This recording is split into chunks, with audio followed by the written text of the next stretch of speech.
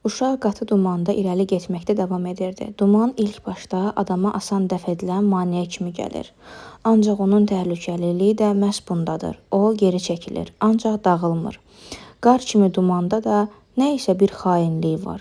Taleyinin qəribə şıltaqlığı nəticəsində bütün bu təhlükələrlə mübarizə aparmağa məcbur olan uşaq enişin aşağısına çezhilə çata bilmişdi. Özü də bilmədən artıq boğazın üstündə idi. Ondan hər iki tərəfə okean uzanırdı. Gecə dumanında və çovğunlu qarda bir neçə səhv addım atmaq onun sağ tərəfə gedərək körfəzin dərin sularına, sola döndükdə isə dənizin coşqun dalğalarının ağuşuna düşə bilməsinə bəs edirdi. O gedir, iki uçurum arasında getdiyini özü də anlamırdı. Qabaqcadan gözlədiyin qorxu həyəcan verir. Qəfil rastlaşdığın qorxu dəhşətə gətirir. Uşaq bilmədiyi təhlükələrlə əlləşirdi. O hərdən kör-körənə məzar ola biləcək şeylərə yaxınlaşırdı. Heç bir şübhəsi yox idi. Qayaların ətrafında dövrə vurur, çökəklərdən yan keçir, qaranlıqda qurulmuş tələləri hissiyatı ilə duyur, maneələri bir-birinin ardınca dəf edir və cəsarətlə irəliləyirdi. Lazım gələndə bir anda geri çəkilirdi. Onu içərisinə çəkən qumlardan vaxtında çıxa bildi. Dəfələrlə dizə qədər suyun içərisinə düşdü.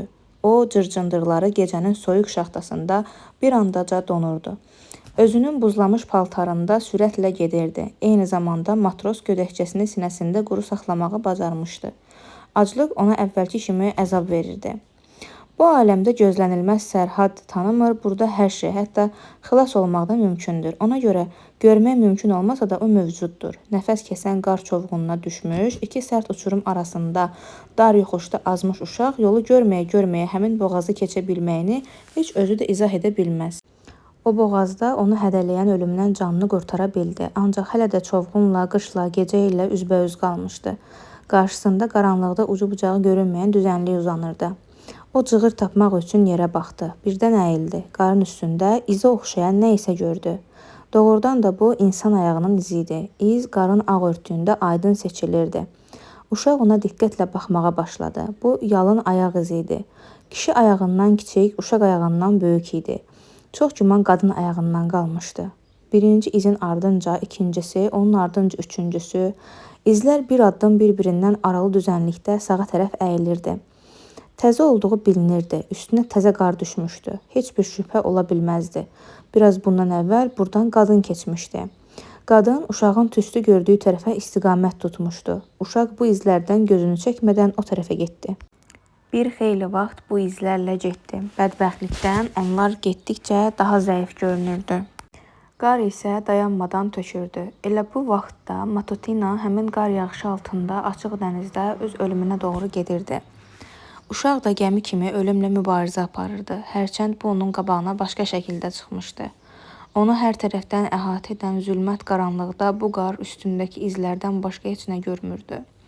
O bu izlərdən yol göstərən bir sap kimi yapışmışdı. Qəfildən ya qardan ya da başqa səbəbdən izlər yoxa çıxdı. Yenə ətrafda hər şey hamar, yastı, düz idi. Heç bir ləkə hiss olunmurdu. Torpaq bütöv ağ, səma isə qara örtüklə örtülmüşdü. Sanki buradan keçən qadın göyə çəkilmişdi. Gücdən düşmüş uşaq torpağa əyilərək diqqətlə bir iz axtarmağa çalışırdı. Amma xeyri olmadı. Belini düzəltməyə imkan tapmamış, hansısa anlaşılmayan səs eşitdiyini zənn etdi. Ancaq səhv eşitmədiyinə inanmırdı. Səs nə isə bir nəfəs alma, anlaşılmayan pəltəkləməyə oxşuyur. Heyvandan çox insandan gələnə oxşayırdı. Ancaq nədənsə ölü, cansız təsir bağışlayırdı. Bu bizim hərdən yuxuda eşitdiyimiz səsə bənzəyir. O ətrafa baxdı, ancaq heç nə görmədi. Onun qarşısında sonsuz, boş, ölü biyaban var idi. Diqqətlə qulaq asdı. Səs kəsildi. Ola bilsin ancaq xəyalında eşidib. Bir də diqqətlə qulaq asdı. Heç bir səs yox idi. Ola bilsin dumanda nə isə səs qara basmasına səbəb olmuşdu. O yenidən yoluna davam etdi. İndi necə gəldi gedirdi. Bir neçə addım atar-atmaz səs yenidən gəldi. Bu dəfə şübhə etmirdi. Bu inilti az qala ağlamaq idi. Səs bir də təkrar oldu. Əgər məhşər ayağında olan ruh inildiyə bilirsə, onda çox güman məhz belə eşidiləcək. Bundan çox adama toxunan, ürək parçalayan nə isə və eyni zamanda bundan zəif bir səs təsəvvür etmək mümkün deyil. Canlı-canlı insana məxsus səs idi. Bu yazıq və ümidsiz iniltidə kiminsə çırpınan həyatı hiss olunurdu. Bu istirab çəkdiyini və yalvardığını anlamayan bir canlının kömək yalvarışı idi. Ola bilsin ilk, ola bilsin sonuncu nəfəsini verən inilti eyni zamanda körpə uşağın ölüm qabağı xırıltısı və çığırtısını da xatırladırdı. Qulaqlarını şəklədi, səs bir də gəldi. O bunu açıq-aşkar eşidirdi. Səs bir qədər də quzu mələməsinə oxşuyurdu. Qorxub qaçmaq istədi. İnilti təkrar olundu. Uşaq səs gələn tərəfə getdi. O əvvəlki kimi heç nə görmürdü. Diqqətlə qulaq asarsa bir neçə addım da atdı. Səs bu təpəciyin altından gəlirdi. Uşaq əyildi. Qar topasının qabağında diz üstü oturub tələsik əlləri ilə onu qazmağa başladı. Qarı təmizlədikcə qarşısında insan bədəninin forması seçilirdi. Birdən eşilmiş çalada ağarmış sifət göründü. Ancaq qışqıran bu varlıq değildi. Yox, onun gözləri bağlı idi. Ağzı isə açıq olsa da qar ilə dolmuşdu. Sifət tərpənmirdi. Uşaq ona toxunduranda da tərpənmədi. Barmaqlarının ucu donmuş uşaq bu sifətin soyuqluğunu hiss edəndə əllərini geri çəkdi. Bu qadın başı idi. Dağınıq saçlarının arası qar ilə dolmuşdu. O ölmüşdü. Uşaq qarı eşməkdə davam etdi. Ölənin boğazı göründü. Sonra arasından çılpaq bədəni görünən, zırcındırla örtülü bədənin yuxarı hissəsi göründü. Birdən o öz əllərinin altında yüngül hərəkət hiss etdi. Qar topasının altında nə isə balaca bir şey tərpənirdi. Oğlan cəld qarı dağıtdı və ananın çılpaq sinəsində tamamilə çılpaq, zəif, soyuqdan göyərmiş, ancaq hələ sağ körpəni gördü. Bu qız idi. Onun bükdükləri bələk ola bilsin çox gödək olmuşdu. Çapalayıb ondan düşmüşdü. Onun arıq bədənindən və nəfəsindən ayrılan istilik ətrafındakı qarı bir qədər əritmişdi.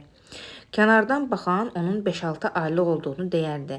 Ancaq yəqin 1 yaşı olardı. Axı dilənçilik uşaqların raxit xəstəliyinə tutulmasına və boylarının uzanmasına ləngiməsinə səbəb olur. Körpənin üzü qarın altından görünən kimi ağlamağa bərk qışqırığa çevrildi. Qarın içində donub qalmış bu ana qorxunc təəssürat yaradırdı. Meyit, donmuş adamdır. Döşlərin çılpaqlığında nə isə uca bir incəlik duyulurdu. O öz vəzifəsini yerinə yetirmişdi.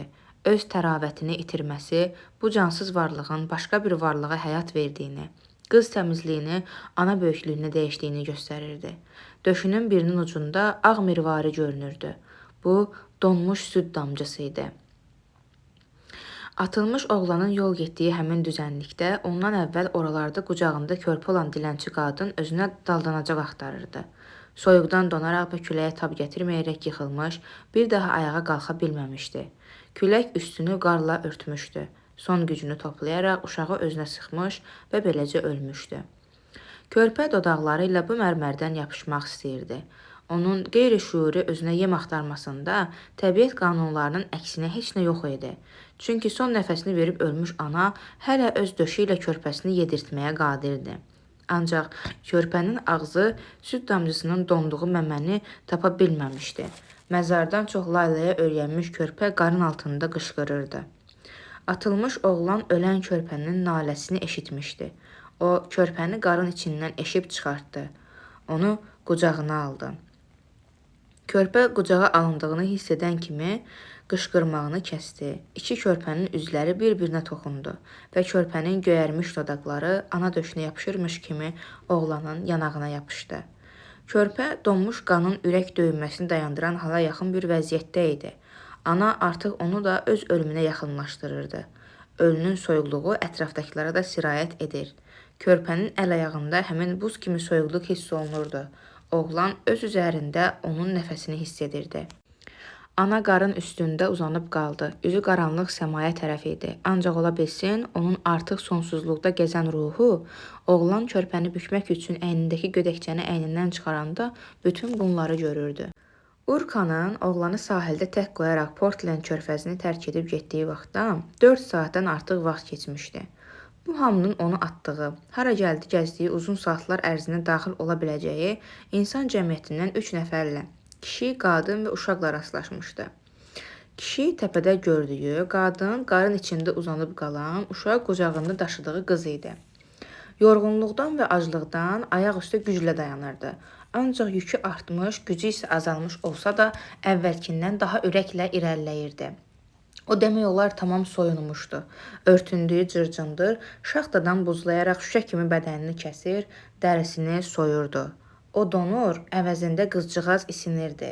Onun itirdikləri havayı yerə deyil, körpənin xeyrinə gedirdi. O, körpəni həyata qaytaran bu hissini hiss edir və inadla irəli gedirdi. Hərdən bir qucağındakı yükü yerə salmamağa çalışaraq əyilib ovuc dolusu qarı götürür, dabanları donmasın deyə qarla ovuşdururdu. Çox güman xeyli yol getmişdi. Bunu nəzərə alanda onun sonralar Spring Gardens ilə Personage House arasındakı yolun ortasında yaranmış Binkley fermasının olduğu düzənliklərdə olduğunu demək olardı.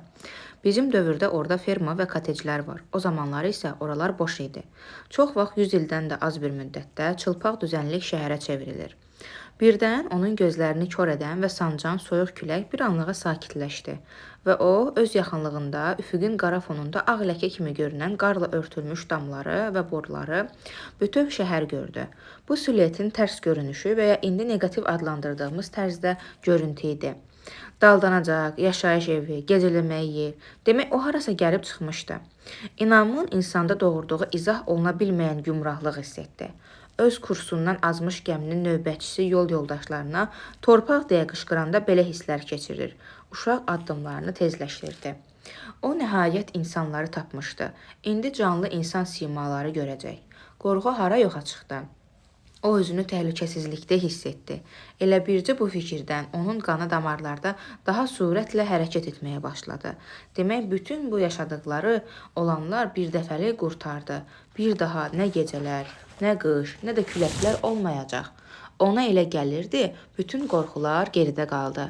Körpə artıq ona ağırlıq etmirdi. Az qala qaça-qaça gedirdi. Gözləri budamlara tikilmişdi.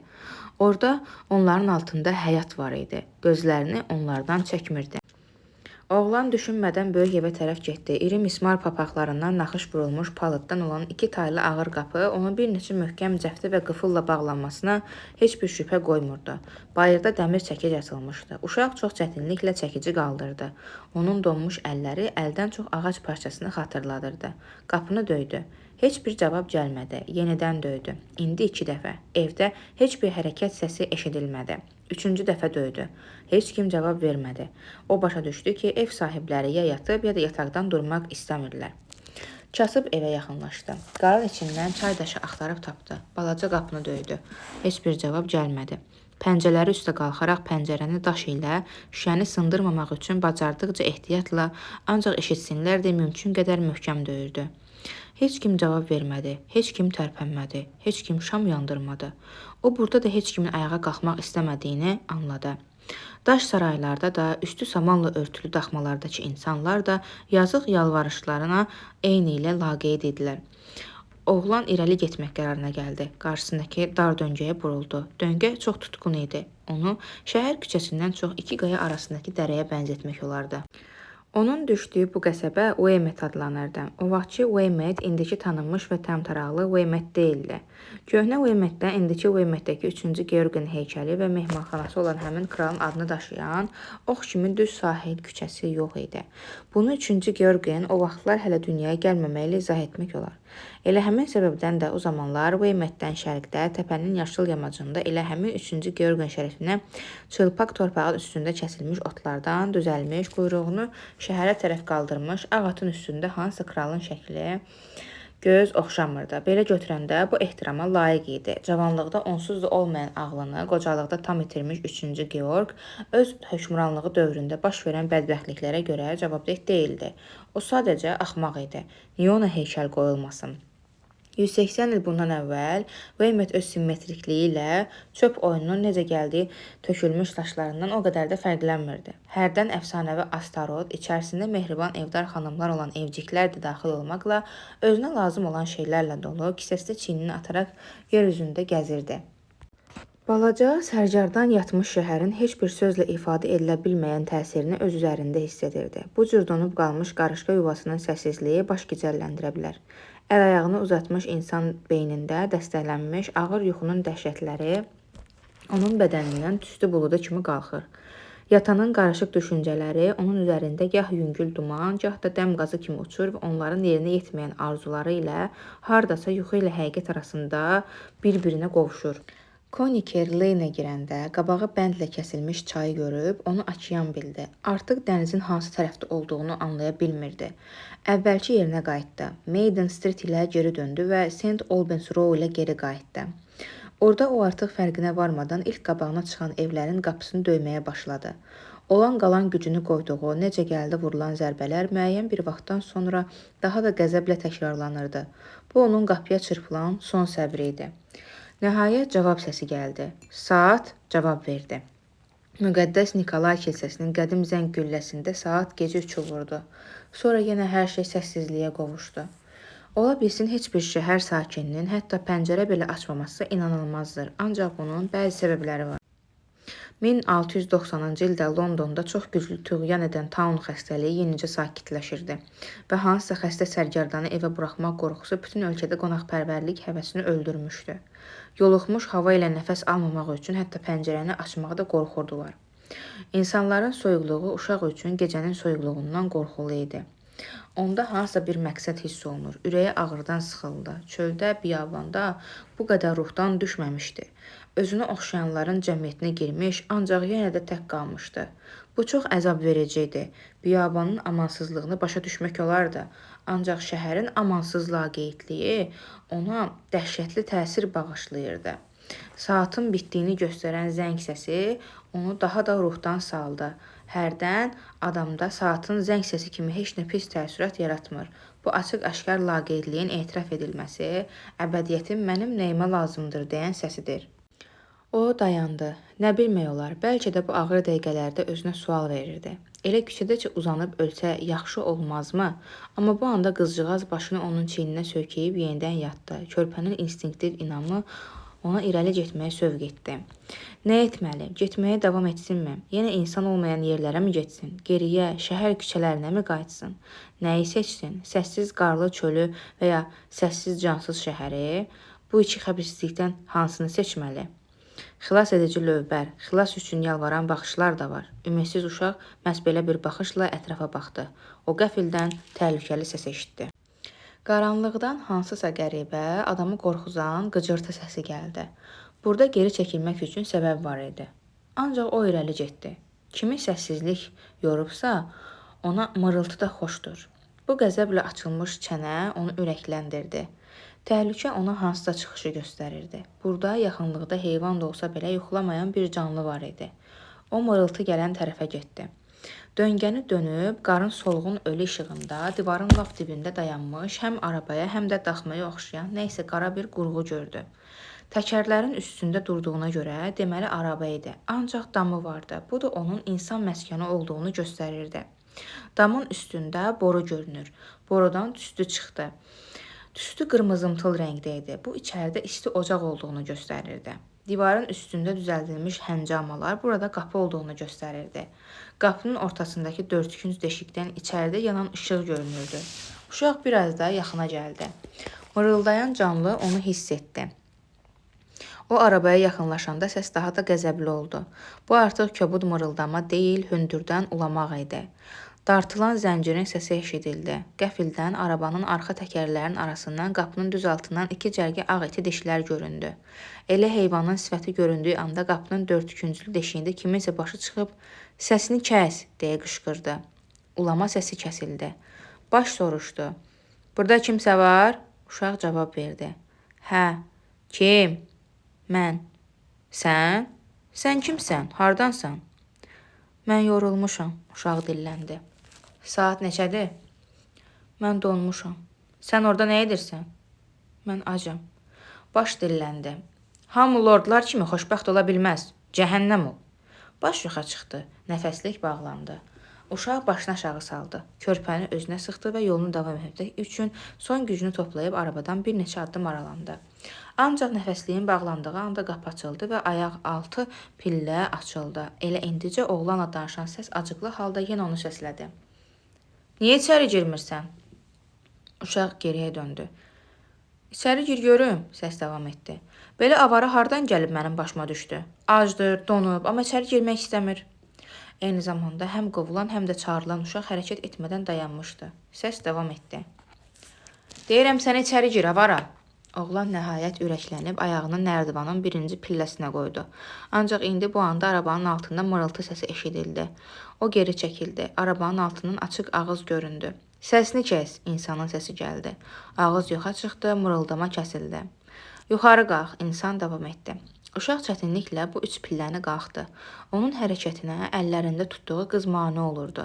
Qızcığaz möhkəm-möhkəm gödəkçəyə formasız bir bağlama kimi bükülməyinə baxmayaraq təmiz donmuşdu. 3 pilləni qalxan oğlan qapının girişində dayandı.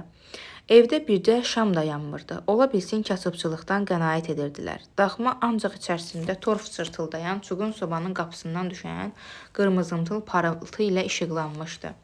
Sobanın üstündə buğlanan kasab, içərisində çox güman hansısa yemək hazırlanan küpə var idi. Ondan xoş iyi gəlirdi. Evin bütün müxəlləfatı sandıqdan, oturacaq və tavandan asılmış yanmayan fənərdən ibarət idi. Divar boyu dayaqlar üstündə bir neçə rəf bərkidilmiş və üstündə müxtəlif ev əşyaları asılmış qarmaqlar vurulmuşdu.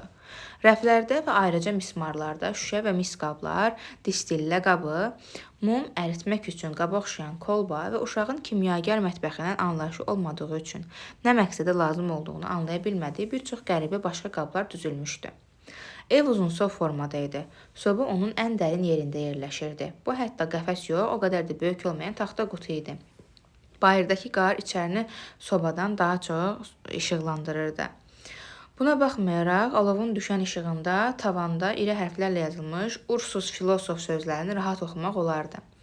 Əslində uşaq Qomo ilə Ursusun evinə düşmüşdü. İndicə mırıldadığını eşitdiyimiz Qomo, səs isə Ursusun idi. Kandardan içəri girən uşaq sobanın yanında hündür, yaşlı, arıq və üzü səliqəli qırxılmış bir kişi gördü. O nə isə boz rəngdə bir şey geyinmişdi və keçəl başını tavana söykəyib durmuşdu. Bu adam pəncələri üstə qalxa bilməzdi. Otaq tam onun boyu hündürlükdə idi. İçəri gir, adam dilləndi. Bu Ursus idi. Uşaq içəri girdi. Bağlamanı bax ora qoy. Uşaq körpəni qorxutmaqdan və oyatmaqdan qorxa-qorxa yükünü ehtiyatla sandığın üstünə qoydu. Kişi davam etdi. Bu belə ehtiyatla yerə qoyduğun şey nədir? Xəyalarındır? Yoxsa öz əskilərini cırmaqdan qorxursan? Ay sənə avara, gecənin bu vaxtında küçələrdə gəzir. Sən kimsən? Cavab ver. Amma heç bir danışıq lazım deyil. Əvvəlcə ən vacibindən başlayaq. Sən donmusan, gəl qızım. Sonra oğlanı çiynindən tutub sobaya tərəf itələdi. Nə yaman ıslanmısan? Nə yaman donmusan? Bu halınla tanımadığın evə necə girirsən? Tez ol, əynindəki əskiləri çıxart, yaramaz. Ardınca coşqun tələsikliklə bir əli ilə toxunan kimi didilən cırcındırı qoparıb atdı. O biri əli ilə mismardan asılmış kişi köynəyini və toxunma fufaykanı götürdü. Al əyninə tax. Bir topa əskiyin içindən yun parça taparaq sobanın qabağında gözlənilməz şeylərdən özünü itirmiş və az qala huşu başından çıxacaq oğlanın əllərini və çılpaq ayaqlarını ovmağa başladı. Oğlan bu anda isti toxunuşdan özünü göylərdə hiss edirdi. O, oğlanın bütün bədənini ovduqdan sonra dabanını əli ilə yoxladı. Hə, yaxşı qutardın. Heç bir yerini şaxta vurmayıb. Mən dəli də bunun əl-ayağının donduğundan qorxurdum. Bu dəfə sən şikəst deyilsən, geyin. Uşaq köynəyini əyninə geyindi. Qoca fufaykanı köynəyin üstündən onun əyninə taxdı. İndi o ayağı ilə oturacağı yaxınına çəkib uşağı onun üstünə itələdi və barmağı ilə içindən buxar çıxan kasanı göstərdi. Bu kasada göylər yenə uşağın yanına gəldi. Bu dəfə kartof və donuz piy şəklində göründü. Demək acsan, onda ye. Rəfdən qurumuş çörəyin qırağını və çəngəli götürüb uşağı uzatdı. O götürməyə ürək etmirdi. Bəlkə əmr edəsən sənin üçün süfrə açıq? Kişi donquldanıb kasanı oğlanın dizinin üstünə qoydu. Hamısını ye. Aclıq təəccübü üstələdi. Uşaq yeməyə başladı. Bədbəxt yemir, yeməyi diri-diri udurdu. Otaqda onun yediyi sərt çörək qabığının şən xırçıltısı eşidilirdi. Ev sahibi donquldanırdı. Ay qarınqulu, hara belə tələsirsən? Amma yaman ac göstərən ay yaramaz. Bu cür ancaq ac ədəbsizlər yeyir. Baxanda adamın ürəyi bulanır. Amma lordlar təmiz başqa məsələdir. Onların necə yeməyinə baxmaq adamın xoşuna gəlir. Mən hersoqları masa arxasında görmüşəm. Onlar heç nə yemirlər. Bax, əsl tərbiyə budur. Düzdür, çox içirlər. Hə, axıracan ye, donuz balası. Az qarnına heç bir söz təsir etmir, ev sahibinin qonağına yağdırdığı söyüşlərin heç birisi ona təsir etmirdi. Həm də bu Ursusun ona etdiyi xeyirxahlıqla heç uyğun gəlmirdi. Həm də uşağın bütün diqqəti onun iki arzusunda, isinmək və yeməkdə cəmlənmişdi. Ursus isə bu zaman dayanmadan burnunun altında donquldanırdı. Mən Kral Yakovun necə şam yeməyini yediyini görmüşəm. Divarlarında məşhur Rubensin şəkilləri asılmış banketing hausda zat aliləri hətta heç nəyə toxunmadı. Amma bu dilənçi ancaq qarnını doldura bilir. Məncə qarın və heyvan sözü eyni şeydir. Mən axı bu OMT-ə nəyə gəlmişəm? Görüm onu yerin dibinə batsın. Səhər tezdən heç nə satmamışam. Qarın qabağında boğazımı yırtmışam. Külək üçün filəklə çalmışam. Bir fartinq də olsun qazanmamışam. Axşam düşən kimi də dilənçi qapının ağzını kəsib. Çox zibil yerdir. Ancaq keçən axmaqlarla yarışa bilirsən. Görək kimə kələk gələ biləcək. Onlar məndən xırda-xuruşla canlarını qurtarmaq istəyirlər. Mən isə onlara hər hansı xeyirli dərmanımı sırmaq istəyirəm. Amma bu gün bəxtimdən heç nə, ümumiyyətlə heç nə yoxdur. Nə yol ayrıcında bir nəfər axmaq, nə xəzinətə bir penni. Ye, cəhənnəmin yetirməsi. Ovurdlarını doldur, gəmir, ud. Biz elə bir dövrdə yaşayırıq ki, heç nə yaltaqların həyasızlığı ilə müqayisə edilə bilməz. Mənim hesabıma ye, müftəxor. Sən az uşaq deyilsən, əsl adam yeyənsən. Bu iştaha deyil, heyvan azgözlüyüdür. Yəqin səni içərdən hansısa yolğucu xəstəlik yeyir. Kim bilir, bəlkə də elə taun xəstəsidir. Əgər xəstəlik qomuya keçsə, nə olacaq? Amma yox, alçaq uşaq, özün öl. Mən canavarımın ölməyini istəmirəm. Amma özüm də azmışam. Bunun heç xoş hal olmadığını deməliyəm. Bugün mən lap gecəyə kimi işləmişəm. Həyatda bəzən insana nə isə hökmən lazım olur. Bu gecə nə olur olsun yemək yeməliydim. Tək oturmuşam, ocaq qaladım. Ehtiyatım da cəmsi 2 kartof, çörək qabığı, bir tikə donuz peyi, bir də birazca süd. Götürüb bunları qızdırıram və çalışıb bununla bir təhər doya biləcəyimi fikirləşirəm. Al gəldi. Bu timsah göydən mənim başıma düşməli idi. Bir söz demədən mənimlə yeməyimin arasına girdi. Bax budur, yeməyim yoxa çıxdı. Ye, durna balığı, ye, köpək balığı. Sənin çənəndə neçə cərgediş olduğunu bilmək istəyirəm. Doldur qarnını, canavar balası. Yox, canavarlara hörmət etdiyim üçün bu sözlərimi geri götürürəm. Mənim yeməyimi ud, boğmalan. İşlədim, qarnım isə boşdur, boğazım quruyub. Məndaltı vəzim ağrıyır, qarnım vurulur. Bütün gecəni əlləş vuruş, bu da mənim mükafatım. Başqasının necə yeməyinə baxıram. Eybi yox, belə olsun. Şam yeməyini yarı bölərik. Ona çörək, kartof və donuz piyi, mənə isə süd. Bu anda uzun və iniltili qışqırıq səsi otağı doldurdu. Ursus narahat oldu. Sən hələ də qışqırırsan, fırıldaqçı. Niyə çığırırsan? Oğlan ona tərəf döndü. Qışqıranın olmadığı aşkar görünürdü. Onun ağzı dolu idi. Qışqırıq səsi kəsilmirdi. Ursus sandığa tərəf döndü. Çığıran sənin bağlamandır. Yosafat vadisi. Artıq bağlamalar da qışqırmağa başlayıb. Onu qarıldadan nədir? Gödəkçəni açdı. Onun içindən var gücü ilə qışqıran körpənin başı göründü. Bu kimdir? Ursus soruşdu. Bu nədir? Daha biri? Bunun sonu olmayacaq. Qarovul, silaha, kapral takımı irəli, ikinci həyəcan siqnalı. Bu nədir sən mənə gətirmirsən? Quldur. Onun içmək istədiyini görmürsən? Demək onu içirtmək lazımdır. Heç nə olmaz, deyəsən südsüz qalas olacağam. O, arası kəsilmədən, qəzəblə donquldana rəfdə olan kör köhnənin içərisindən bir neçə əski parçası, süngər və dərman şüşəsi götürdü. Lənətə gəlmiş yer. Sonra körpəyə baxdı. Qızdır, çığırtısından bilmək olar. Bu da təmiz islanıb. O, oğlanın bədənindən çıxartdığı kimi uşağın büküldüyü bütün əskiləri kənara atdı və onu bir tikə deşik və kobud da olsa təmiz və quru qalın parçaya bükdü. Qəfil və tez əyninin dəyişdirilməsi körpəni təmiz narahat etdi. Yaman mı yol deyir ha, adamın lap zəhləsini tökür. O dişi ilə süngərdən uzunsov bir parça dişləyib qopardı. Əskidən 4 künc bir parça qopardı. Ondan sap çıxartdı. Sobanın üstündəki qabdan südü dərman şüşəsinə doldurdu. Süngəri yarıya qədər şüşənin boğazına soxdu. Üstünü parça ilə örtüb onu sapla sarıdı. Çox isti olmadığını yoxlamaq üçün yanağına söykədi və qəzəblə qışqırmağa davam edən yenicə bələnmiş uşağı qucağına aldı. Al, axşam yeməyini ye, alçaq həşərat. Bu da sənin üçün əmzik. Sonra əmziyi körpənin ağzına soxdu. Körpə acgözlüklə əmməyə başladı. O şüşə qabı maili vəziyyətdə saxlayaraq donquldanmaqda davam edirdi. Bunlar hamısı eyni zibildir. İstədikləri şey sənin alına kimi səsini kəsirlər. Körpə bu donquldanan qarabasmanın ona uzatdığı süni məmədən südü tələsik və acgözlüklə sorduğundan boğulub öskürməyə başladı. Yavaş görək, boğularsan, Ursuz acıqlı halda dilləndi. Bir bax, qarınqulunun lap yekəsidir. Əmziyi körpənin ağzından çıxardıb öskürəyinin kəsməyini gözlədi. Sonra əmziyi yenə onun ağzına soxaraq əmr etdi. Yaramazın biri. Bu vaxt oğlan çəngəli yerə qoymuşdu. O körpənin necə əmdiyinə baxa-baxa yeməyi yaddan çıxarmışdı. Biraz bundan qabaq aclığını dəf edirdi. Onun baxışlarında ancaq məmnunluq var idi. İndi isə baxışlarında minnətdarlıq hiss olunurdu. O, həyata qayıtmış körpəyə baxırdı. Ölümün əlindən alınaraq tamamilə yenidən həyata qayıtmış qızcığaz onun gözlərini sevinç parıltısı ilə doldurmuşdu. Ursus dodağının altında donquldanmağa davam edirdi. Hərdən oğlan yaşla dolu gözlərini qaldıraraq ona baxırdı. Ona dayanmadan söyüşlər yağdırmasına baxmayaraq bədbəxt adam çox mütəəssir olmuşdu və öz hisslərini sözlə bildirə bilmirdi. Ursus acıqlı-acıqlı ona tərəf döndü. Sən yeməyini yeyib qurtaracaqsan, yoxsa yox? Bəs siz, gözlərində yaş olan oğlan əsəblə soruşdu. Sizə heç nə qalmasın? Hamısını ye deyirəm, şeytan balası. Mənim üçün az idisə, sənə güclə bəs edər. Uşaq çəngəli qaldırdı, ancaq yeməyə ürək etmədi. Ye, Ursuz qışqırdı. Məni neynirsən? Səndən mənim qayğıma qalmağı xahiş edən var. Sənə deyirəm, hamısını ye, dilənçi, kilsənin ayaqyalın məskunu. Əgər bura düşmüsənsə, deməli, yeməli, içməli, yatmalısan. Ye, yoxsa sən o yaramaz ilə birlikdə qapıdan bayıra ataram. Bu hədəni eşidən oğlan yenidən yeməyə başladı. Kasada qalanların axırına çıxması üçün çox çalışmağına ehtiyac qalmırdı. Ursuz sakitcə deyinirdi.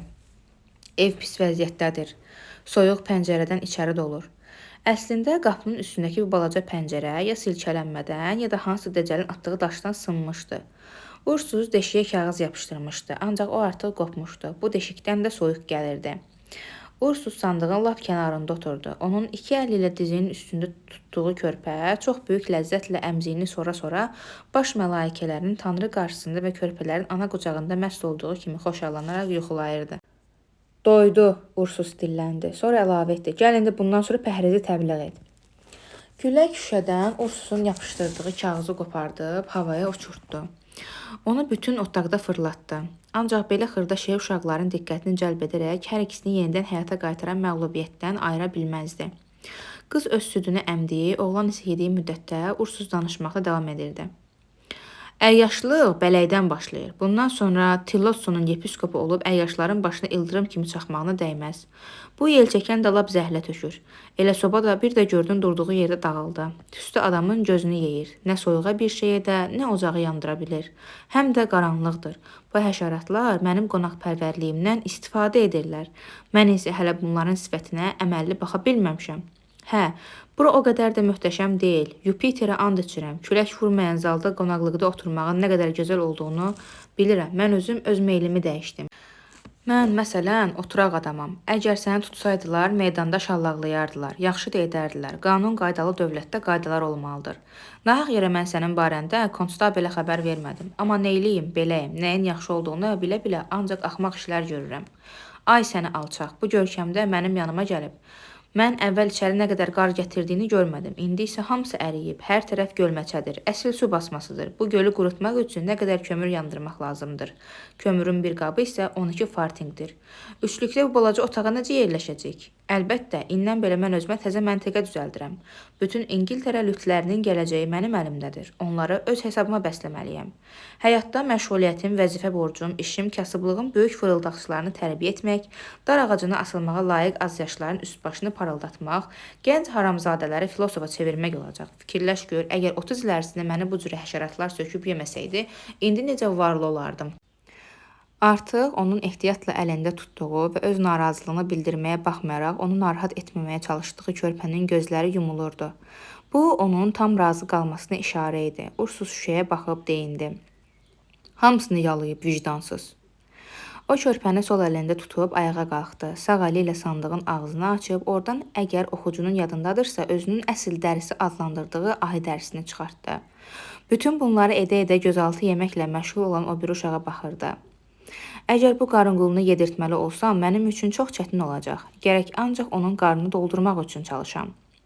Sərbəst əli ilə ayı dərisini səliqə ilə sandığın üstünə qoymağa çalışır, o biri əlinin dirsəyi ilə ona kömək edir və yatmış körpəni oyatmamaq üçün hər bir hərəkətinə fikir verirdi. Sonra onu dərinin üstünə, ocağa yaxın qoydu. Bütün bunları bitirdikdən sonra boş şüşəni sobanın üstünə qoyub dedi: Adam yaman içmək istəyir. Dibində bir neçə qurtum süd qalan küpəyə baxıb onun dodağına yaxınlaşdırdı. Ancaq bu anda gözləri qızcığaza sataşdı. O küpəni qaytarıb sobanın üstünə qoydu. Şüşəni götürdü. Südün qalanını onun içərisinə boşaltdı. Süngəri yenə şüşənin boğazına taxdı. Parça ilə sarıyıb sap ilə bağladı. Nə deyirsən de, adam həm yemək, həm də içmək istəyir, o davam etdi. Sonra çörək olmayanda su içirlər deyə əlavə etdi. Sobanın arxasında burnusluq bardağı vardı. Onu götürüb oğlana uzatdı. İç. Uşaq suyu içib yenidən yeməyə davam etdi. Ursus bardağı götürüb dodağına yaxınlaşdırdı. O sobanın yanında olsa da onun içərisindəki su eyni bərabərdə qızmamışdı. O bir neçə qurtum içdi və üz-gözünü turşutdu. Ay səni, güya təmiz susan, amma yalancı dostlara oxşayırsan. Üstün istidir, dibində isə soyuqdur. Artıq oğlan da şam yeməyini qurtardı. Kasadakı yemək nəinki yeyilmiş, hətta təmiz yalanmışdı. Oğlan nə barədəsə fikirləşə-fikirləşə dizinin üstünə tökülmüş son çörək ovuntularını götürüb ağzına atırdı. Ursus ona tərəf döndü. Bu hələ hamısı deyil, indi söhbət edək. Ağız təkcə yemək üçün deyil, həm də danışmaq üçündür. Heyvan, sən qızındın, yedin və indi bax özünü gözlə, mənim suallarıma cavab vermək olacaqsan. Hardan gəlmisən? Uşaq cavab verdi. Bilmirəm. Necə yəni bilmirəm? Bu axşam məni dənizin sahildə tək qoyub getdilər. Ay səni yaramaz. Adın nədir? Gör necəsən ki, valideynlərin də səni atıb gedib. Mənim valideynlərim yoxdur. Sən mənim qaydalarıma əməl etməlisən. Yalanı xoşlamadığımı nəzərə al. Əgər sənin bacın varsa, demək valideynlərin də var. O mənim bacım deyil. Bacın deyil? Yox. Bəs kimdir? Bu qızı tapmışam. Tapmısan? Hə. Harda? Əgər yalan desən səni öldürərəm. Qarın içində ölmüş qadının üstündən. Nə vaxt? 1 saat bundan əvvəl. Harda? Buradan bir liyə aralıda. Ursus narahatlıqla dolu filosoflar kimi ciddi-ciddi qaşlarını çatdı. Demək, bu qadın ölüb? Nə xoşbəxt adamdır. Onu eləcə qarın içində də saxlamaq lazımdır. Onun üçün ora yaxşıdır. Bəs indi hardadır? Dəniz tərəfə gedən yolda. Sən körpüdən keçdin? Hə. Ursus arxa nəfəsliyi açıb bayırda nələrin baş verdiyinə baxdı. Havada yaxşılığa doğru heç nə dəyişməmişdi. Yenə də adamı ruhdan salan sıx qar yağırdı. O nəfəsliyi örtdü. Sonra oğlana tərəf döndü. Gəl bura, uzan. Uşaq dinməzcə qızcığazın yanında uzandı. Ursus uşaqları möhkəmcə ayı dərisinə büküb kənarlarını ayaqlarının altına qatladı. Rəfdən böyük ciblik yatan kəməri götürüb belinə bağladı. Ciblərində çox güman cərrah alətləri və dərman dolu şüşələr var idi. Sonra tavanın üstündəki fənəri götürüb yandırdı. Fənər gizlidə idi. Onun işığı uşaqların üzünə düşmürdü. Ursus qapını açdı. Kəndarda dayanıb dedi. Mən gedirəm, qorxmayın, tezliklə qayıdacam, yatın. Piləkəni endirərək, Qomu, deyə səslədi. Ona şirin mırıltı cavab verdi. Ursus fənər altında aşağı düşdü. Piləkən qalxdı, qapı bağlandı. Uşaqlar tək qaldılar. Bayırdan Ursusun səsi gəldi. Mənim şam yeməyimi yeyən oğlan, hələ yatmırsan? Yox, uşaq cavab verdi. Onda belə dərsən, ağlasa, qalan südü də ona verərsən. Açılan zəncirin cingiltisi və insanla heyvanın tədricən uzaqlaşan ayaq səsləri eşidildi. Bir neçə dəqiqədən sonra uşaqlar daş kimi yatdılar. Onların nəfəsi qarışırdı. Bunda izah edilə bilməyən bir təmizlik var idi. Onların üzərində süzən uşaq yuxuları birindən o birisinə gedirdi. Onların örtülü gözlərinin altında ola bilsin ulduzlar parıldayırdı. Əgər bu halda ər-arvad demək olardısa, onlar mələklər kimi ər-arvad idilər. Bu cür həyatın qaranlığında belə ismətlə, bu cür təmiz qucaqlaşma ilə, bu cür səmavi məhəbbətlə ancaq uşaqlıqda qarşılaşmaq mümkündür. Dünyada böyük bilinən hər şey uşaq böyüklüyü qarşısında acizdir. Bütün dərinliklərdən ən dərini, nə zəncirdən asılmış meyitin püşkü, nə qızğın qəzəbi, nə insanı öz soyuq pərdəsi altında bastıran qarın ağlığı, heç nə uşaq dodaqlarının öpüşlə əlaqəsi olmayan, ilahi toxunuş kimi ürək oxşayan görüntüsü ilə müqayisə edilə bilməz. Bəlkə bu nişanlanma idi, bəlkə olacaqların faciəli açılışını hiss etməkdir. Bu yatan uşaqların üstündə bir anlaşılmazlıq atılmışdı. Çox gözəl mənzərə idi. Ancaq kim bilir, o qorxulu idimi? Ürək özündən asılı olmayaraq dayanır. İsmət ləyaqətdən yüksəkdir. İsmət müqəddəs görünməzin məhsuludur. Onlar yatırdılar, sakit idilər. İçəri isti idi, onların bir-birinə qısılmış çılpaq bədənləri günahsız ürəkləri kimi saf idi. Burada uçurum üstündə yerləşən yuvadakı kimi idilər. Gün xoşagəlməz, tutqun başlayırdı. Daxmaya solğun, kədərli işıq düşdü. Buzlu şəfəq oyandı. Onun ağa çalan şüaları gecə qara basmaya bənzəyən əşyaların boz görüntüsünə aydınlıq gətirirdi. Ancaq uşaqları oyatmadı. Onlar bir-birinə qısılıb yatmağa davam edirdilər. Otaq isti idi. Yatan uşaqların nəfəsi bir-birini qovan ləpələrin səsinə oxşayırdı. Tufan sakitləşmişdi. Şəfəq tədricən səmanın hər yerini işıqlandırırdı. Ulduzlar üfürülmüş şamlar kimi sönmüşdü. Təkcə bir neçə ulduz ciddi cəhdlə sayrışmağa davam edirdi. Dənizdən sonsuz, küt arası kəsilməyən gürültü səsi gəlirdi. Soba hələ təmiz sönməmişdi. Sabah toranı gündüzə çevrilirdi. Oğlan qız kimi möhkəm yatmamışdı. O sanki elə yuxuda da ayıq-sayıq dayanır və onu qoruyurdu. İlk parlaq şüa pəncərədən düşən kimi gözlərini açdı. Uşaqlar adətən tam oyanana kimi heç nəyi yada salmırlar. Oğlan yuxulu-yuxulu, harda, yanında kim olduğunu anlamır və heç nəyi də yadına salmaq istəmirdi. Xəyalpərəstliklə tavandakı mənasını başa düşmədiyi, oxuya bilmirdi. Ursuz filosof yazısına baxırdı. Kilidə düşən açarın şaqqıltısı onun başını qaldırmağa məcbur etdi. Qapı çəkildi, nərdivan çölə açıldı. Ursuz içəri girdi. Əlində sönmüş fənər pilləkənlə yuxarı qalxdı. Eyni zamanda pilləkənlə qalxan 4 pəncənin yumşaq addım səsləri eşidildi. Bu Ursuzun arxasınca gələn Qoma idi. Oğlan diksinərək tam oyandı. Səhər tezdən çox güman hələ ac olan canavar ağzını açıb ağappaq dişlərini göstərdi. O pilləkənin üstünə dayanıb qabaq pəncələrini kandara söykədi. Onun duruşu əlini kafedraya söykəyib moizə oxuyan keşiş duruşuna bənzəyirdi. Otaqda canavarı görən oğlan ayı dərisinin altından çıxıb ayağa durdu. Şirin yuxu ilə yatan körpənin qabağına keçdi. Ursuz fənəri tavana vurulmuş qarmaqdan asdı. Səssiz, tələsmədən vərdiş etdiyi bir hərəkətlə alətlər olan kəməri çıxardıb rəfə qoydu. O ətrafa baxır və sanki heç nəyi görmürdü. Onun nədənsə çox həyəcanlı olduğu aşkar hiss olunurdu. Nəhayət onun fikirləri həmişəki kimi cəld söz axını ilə bayıra töküldü. Gör necə bəxtəvərdir. Ölüb. Təmiz ölüb. O çömbələrək oturdu. Sobadan əriyib, axaraq torfa qarışmış şlakı yenidən sobaya atdı. Dodağının altında mızıldandı. Onu tapmaq asan olmadı. Hansısa qorxunc qüvvələr onu 2 fut dərinliyində qarın altında gizlətmişdi. Əgər Qomonun nə vaxtsa Xristofor Kolumbu irəli aparan hissiyatı kimi güclü hissiyatı olmasaydı, mən ölümlə gizlənpaç oynaya-oynaya indiyə qədər o qar topaların arasında gəzirdim. Diogen gündüz fənərlə adam axtarırdı. Mən isə gecə ölmüş qadını. Diogenin axtarışları gülüş doğurdu. Mənim axtarışlarım isə məni ölüm səhnəsinə gətirdi. O necə də soyuq idi. Əllərinə toxundum. Əsl daş idi. Gözləri necə də günahsız baxırdı. Özündən sonra uşaq qaldığını bilə-bilə ölmək dəlilikdir. Üçümüz üçün bu qududa o qədər də rahat olmayacaq. Heç xoş olmadı. Belə çıxır mənim artıq ailəm, qızım və oğlum var. Ursuz öz-özünə danışdığı bu müddət ərzində Qoma oğrun sobaya yaxınlaşırdı. Yatmış körpənin balaca əlləri soba ilə sandığın arasından sallanırdı. Canavar bu balaca əlləri yalamağa başladı. O bunu çox ehtiyatla edirdi. Qızcığaz hətta tərpənmədi də. Ursuz canavara tərəf döndü. Yaxşı Qomo, mən ata, sən isə onların əmisi olarsan. O öz monoloqunu kəsmədən filosof sayağı düşüncələr içində yenidən sobanın içindəki torfu qarışdırmaqda davam edirdi. Demək övladlığa götürürəm. Bu artıq həll olundu. Heç Qoma da etiraz etmir. Qalxıb qamətini düzəltdi. Maraqlıdır. Görəsən onun ölümündə günahkar kimdir? İnsanlar, yoxsa... O baxışlarını harasa göyləri tutub güzlücə eşidilən bir səslə yoxsa sən, dedi. Ursus ruhdan düşmüş halda başını aşağı idi. Bu qadını öldürmək əziyyətini gecə öz üzərinə götürdü, deyə dilləndi.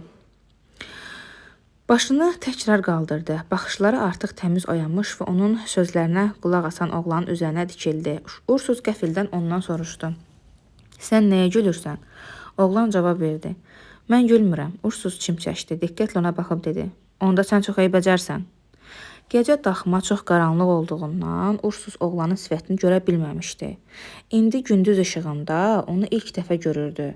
Hər iki əlini onun çiyninə qoyub artan diqqətlə cizgilərini süzdü və nəhayət "Bəsdir güldün" deyə qışqırdı. Mən gülmürəm, oğlan dilləndi. Ursusun bütün bədənindən gizilti keçdi. Sənə deyirəm gülürsən. Uşağı qəzəbdənmi, yoxsa yazığı gəldiyindənmi var gücü ilə silkələyərək ondan soruşdu. Kim sənin üstündə belə işləyib? Mən başa düşmürəm, nədən danışırsınız, deyə uşaq dilləndi. Ursus yenə suallarını davam etdirdi. Nə vaxtdan belə gülürsən? Mən həmişə belə olmuşam, uşaq cavab verdi. Ursus üzünü sandığa tərəf çevirib yavaşca, mən elə bilirdim daha bunları etmirlər, dedi. Yatmış körpəni oyatmamaq üçün ehtiyatla onun başının altından yastıq kimi qoyduğu kitabı çıxardıb, görək bu barədə kontekst nə deyir, deyə dodağının altına mızıldandı. Bu yumşaq perqament üzlü iri həcmli qalan kitab idi. Ursus baş barmağı ilə kitabı vərəqləyərək lazım olan səhifəni tapdı. Kitabı sabahın üstünə qoyub oxudu. De Denasatis. Burnu kəsilmiş insanlar haqqında. Bax budur və davam etdi. Sənin ağzın qulağına kimi cırılıb, damaqların açıqdır, burnun eybəcər şəklə salınıb, sən maskaya çevriləcəksən və həmişə güləcəksən. Hə, məhz belədir. O mızıldana kitabı rəfə qoydu. Dərinliyinə baş vurmağın təhlükəli olduğu haldır. Baş verənləri çox eşələməyək, gül oğlan. Qızcığaz yuxudan oyandı. Onun səhər salamı qışqırıq idi. Hə, ana, körpəyə döş ver, deyə Ursus dilləndi. Körpə öz yatağından qalxdı. Ursus sobanın üstündən şüşəni götürüb onu qızcığazın ağzına soxdu. Elə bu anda günəş qalxdı. O üfüqdən indi görünürdü. Onun pəncərədən düşən qırmızı şüaları düz o tərəfə dönmüş körpənin üzünə düşdü. Onun göz bəbəklərində iki güzgüdəki kimi günəşin al-qırmızı dairəsi əks olunmuşdu. Nə göz bəbəkləri yığıldı, nə də kirpikləri tərpəndi. Bu nədir? Ursus qışqırdı. O kordur.